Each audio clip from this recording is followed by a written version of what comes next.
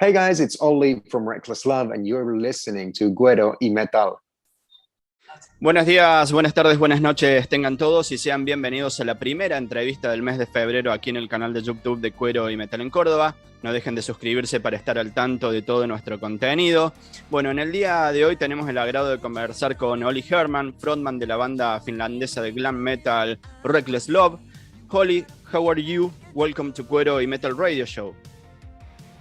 Thank you very much. I just came from the gym. I'm trying to get back in shape because the 2 years off from touring, it means that I'm not in the same kind of my stamina. I need to improve that because before coronavirus, we did like 100 shows per year, and now when it seems like the world is slowly opening up, I realize that I need to keep myself in better physical condition. So I'm trying to get in better shape for the tour. Oli, antes de comenzar a hablar de música, quiero felicitarte porque sabemos que estás a punto de ser papá y aún así estás aquí hablando con nosotros. Así que bueno, deseamos que tu bebé llegue a este mundo con buena salud y que sea la mejor canción de tu carrera. Yeah, thank you very much. He's a boy, so I know that much, and he's about to be born any day now because yeah, he's due. The due date is 10th of February, so I think that's next week.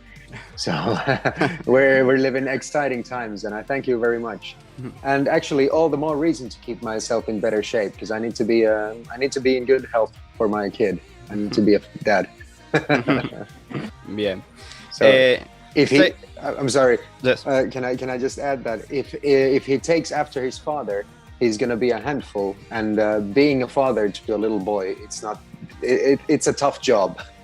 6 años han pasado desde su último disco larga duración titulado Invader y el próximo 25 de febrero estarán publicando Turbo Rider vía AFM Records. ¿Están ansiosos con la llegada de este nuevo álbum? Oh, super excited. Yeah, the break was not supposed to be that long. We toured for 2 years after the Invader, and actually, our guitarist Pepe, he already had his daughter, so he had. we came back from a tour, so we started talking, and he suggested that maybe we should take a little break because I'm missing my daughter's first steps. I'm missing the time when she needs her dad. So I would like to spend some more time at home. And we thought that, yeah, let's do that. We've just toured for 8 years straight. And we thought that we were going to take a 1 year break, but then it ended up being a year and a half. And right when we were supposed to come back, we booked a 10-year anniversary tour for the first record. It was supposed to be the biggest tour we've done so far. COVID-19 came in and the whole world shut down, and we had to cancel the whole tour. And actually, we would have toured the Latin America as well. We had our first shows booked all over the Southern American continent, and we were so bummed that we had to postpone those shows. But not to worry, we are coming back, and Turbo Rider came about last summer, and I think COVID-19 and the off from touring, it had something to do with the fact that Turbo Rider came out even better than we could have hoped for. I'm really happy for that. Tuvimos la oportunidad de escuchar Turbo Rider en su totalidad y podemos decir que se viene un excelente álbum para todos sus fanáticos. ¿Cómo fue el proceso de composición del disco inmersos en esta pandemia de la que estamos hablando? Actually, because of the pandemic, and Finland was in total lockdown, so we had to stay at home, and you couldn't really do anything. You could go outside, but you couldn't and you could go to the grocery store. But the only thing that we actually did was to dig deep into our record collections. And for a guy like me who's lived through the late 80s and early 90s, those were the first bands. That was the era that actually first influenced me, and that's really tough to beat. I think it's even impossible. So kind of like steered back to those records, and I started listening to Billy Idol. I started listening to David Lee Roth's Skyscraper album.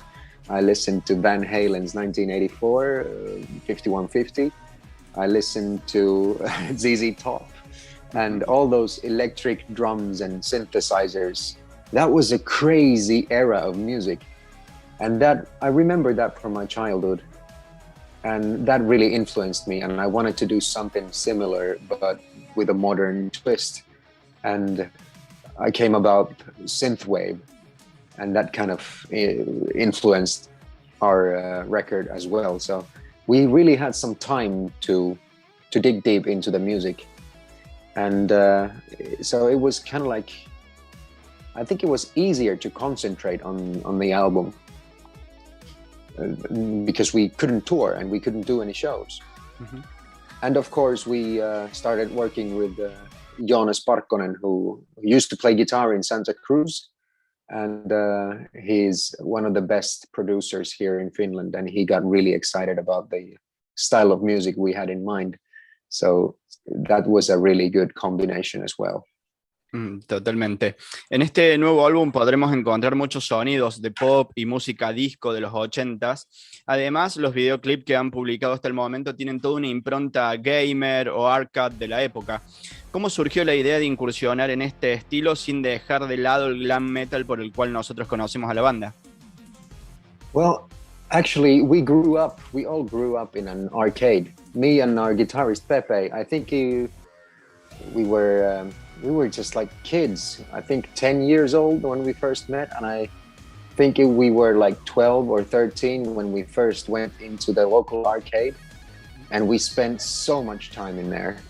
That was back in the day when we didn't have console games. We didn't have any PlayStations, so we had to play the arcade games, and that was the place where we spent most of our time, listening to rock and roll and playing the games. Mm-hmm. We played Mortal Kombat, we played the pinball machines, used the air hockey, and all different kinds of, I remember Sega Rally and all those kinds of classic games.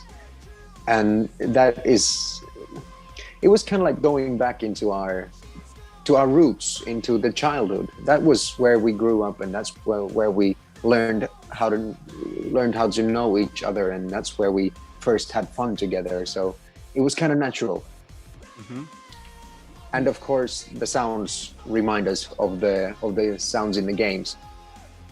A comparación de discos anteriores de Reckless, en Turbo Rider encontramos una abundante presencia de batería electrónica en las canciones. ¿Esto se va a trasladar a los shows en vivos de la banda a partir de ahora, o simplemente fue para reflejar aún más esa esencia ochentosa de la cual estábamos hablando en estas nuevas composiciones?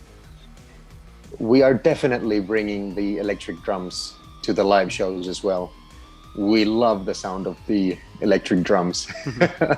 I mean, they are so over the top and cheesy. Nobody uses them nowadays, and I don't know why. I mean, the guitars are electric.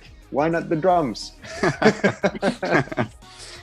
Oli, en varios comentarios con respecto a la salida de este quinto álbum de estudio, te escuché decir que Turbo Rider es una especie de renacimiento de Reckless Love.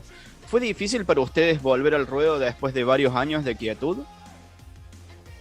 Yes, it was really difficult. To take a break means that you have to step away from the thing that you've been doing.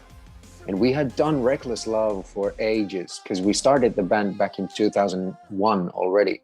Mm-hmm. So it was 10 years in the history of the band that we first got to release the first album. And after that, 8 years of straight hard work. And then going off for a couple of years. I'm not even sure. It could have gone the other way. I mean, it could have easily been the fact that we would have not come back. It could have been the death of the band. And I actually wrote the lyrics for the last song of the record, Prodigal Sons. We all had some health issues. We had mental issues because of the lockdown, because of the COVID restrictions, because you cannot do what you love, and you have to stay at home. It was a new situation, and it was a really difficult time for Reckless Love. But I'm glad that we made it through.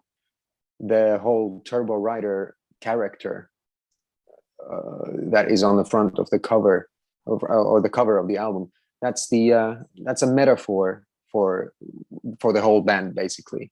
Mm-hmm. It's a reborn monster. We went to hell and came back, only to find out that hell had an impact on us. It changed us, and we're back, but we're different than before somehow. We're still the same, but we are a bit different because of the experience that we had.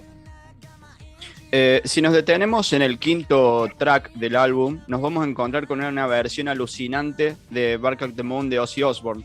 ¿Cómo llega esta canción a Turbo Rider? It was actually our producer's idea. Jonas and I were talking in the studio, and I mentioned that we haven't done a real cover before. We had covered an acoustic version of Def Leppard's Hysteria, and we did an acoustic version of The Boys Are Back in Town by Thin Lizzy. But we hadn't done like a real proper whole band electric cover thing ever. And I think Jonas, our producer, I think he took that as a challenge, because of a couple of days later, he came to the studio and he said that he has an idea. Let's make a cover of Ozzy's Bark at the Moon. And me and Pepe were kind of like, really, that song? And but then again, our producer had a point. The new songs all have this certain type of rhythmic quality, which is pretty much similar to Bark at the Moon, and it somehow resembles, for example, Turbo Rider, the rhythm, and it has this same type of really relentless, fast type of up-tempo rhythm.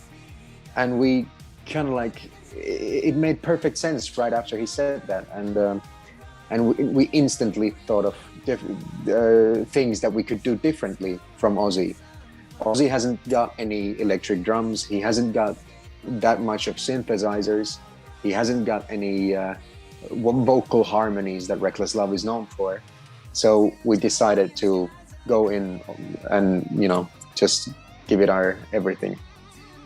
Sé que tuvieron la oportunidad de tocar algunas nuevas canciones a fines del año pasado en algún show por Finlandia.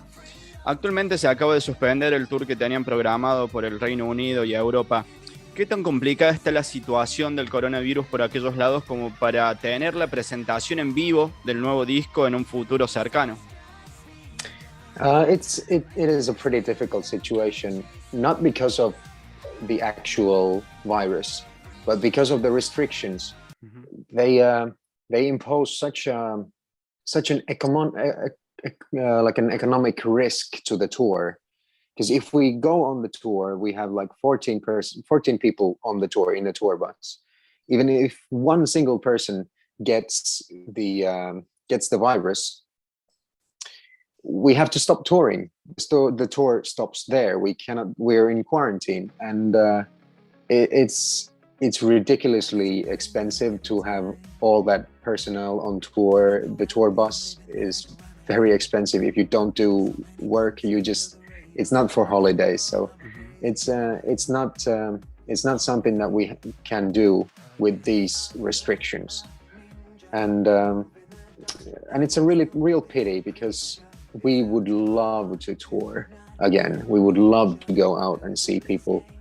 We would love to perform to them, and I think the world would need a bit of fun into this situation, and it really was a tough decision to postpone the tour again. Mm-hmm.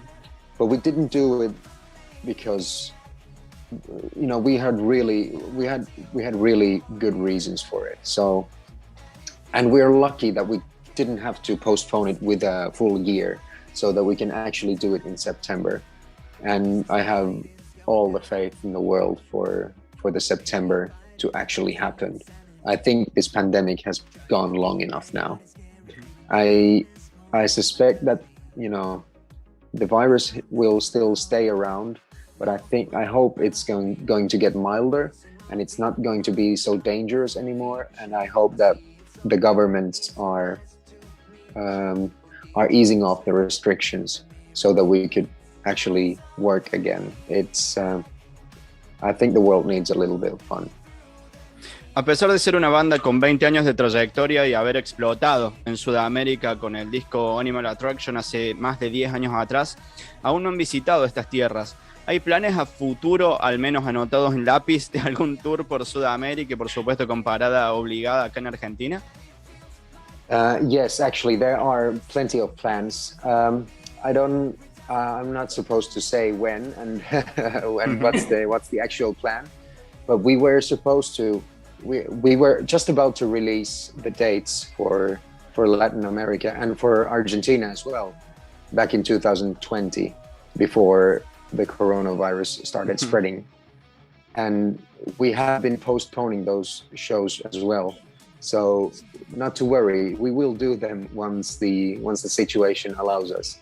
And right now we just have to keep our fingers crossed that this is going to be the last of the restrictions and last of the dangerous times, and this year is finally the year that the world is starting to open up and we get to tour again. And I cannot wait to get to Argentina, and I cannot wait to get to the whole of Latin America. Bueno, Oli, para ir terminando, te quiero agradecer nuevamente por tu tiempo con Cuero y Metal. Esperamos que la gente suba el volumen para escuchar Turbo Rider muy pronto y cruzamos los dedos para que se puedan hacer estos shows aquí en Argentina, repasando, por supuesto, toda su carrera junto a los fanáticos sudamericanos. My fingers are already crossed, and I have to say thank you very much for doing this interview and letting me be here with you. And I want to say that, add to the previous one, that actually I think there's two countries that come up into my social media comments all the time. The most usual are either come to Brazil or come to Argentina. And don't worry, we will. We promise, we will.